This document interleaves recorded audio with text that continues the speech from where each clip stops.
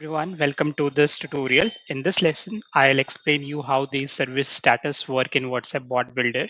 So service status is where you define the services as either completed or open. So what does this mean? Think, for example, about a company's ticket system. If you call your internet provider to complain about your internet, what happens? They open a ticket for your service. So you call, the ticket is opened, and internal team will analyze it.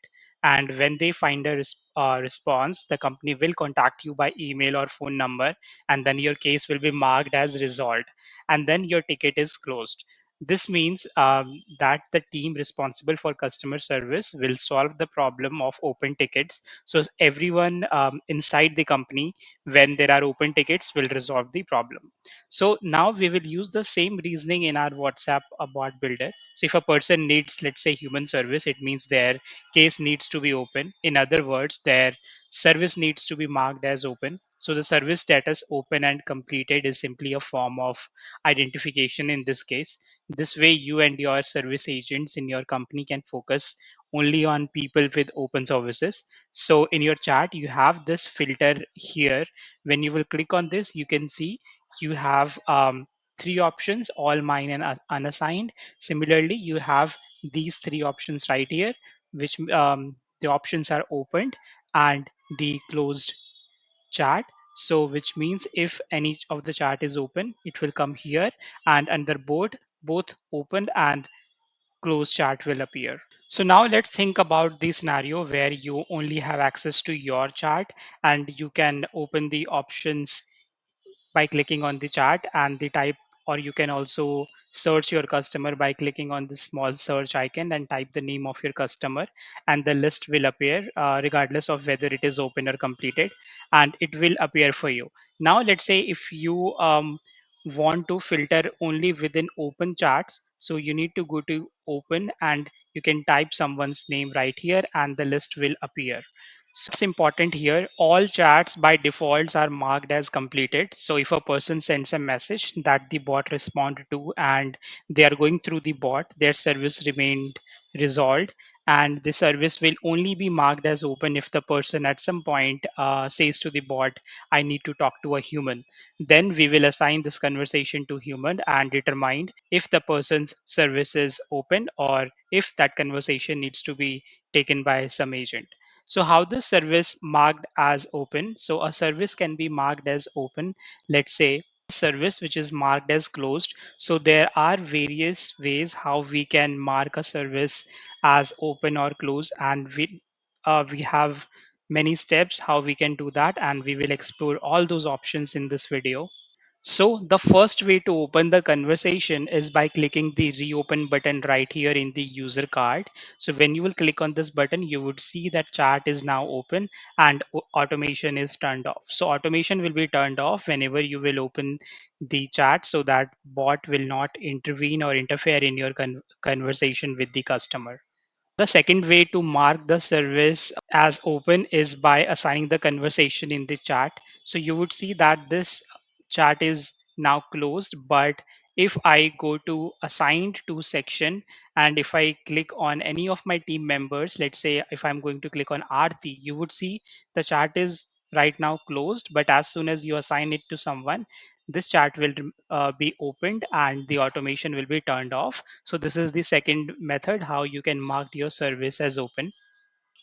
Now the third way how you can mark a service as open, again I have closed this service. So the third case where the service is marked as open is when you send a message in the chat. So as I mentioned at the beginning of video, when you say hi, we automatically check is this conversation is assigned. If no, then assign it. And is the service marked as opened? No, then open it. So and since you are sending hi in the chat, automation will also be paused automatically.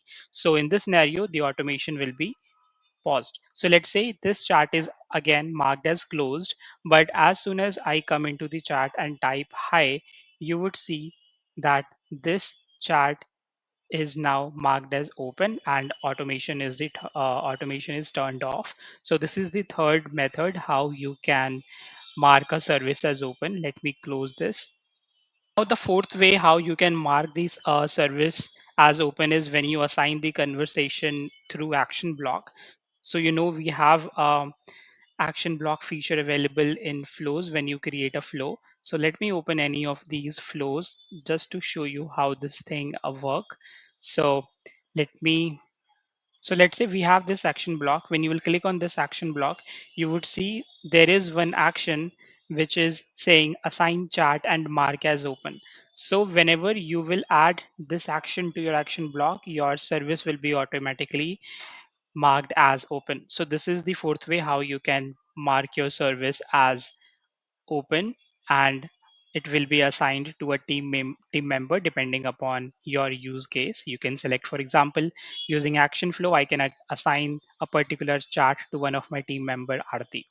Similarly, there is one more way how you can mark your service as open. So you would see we have one option right here, which is mark chart as open. So if you choose this option, mark chart as open, in this case, this conversation will not be assigned to anyone, but this will come under unassigned chat.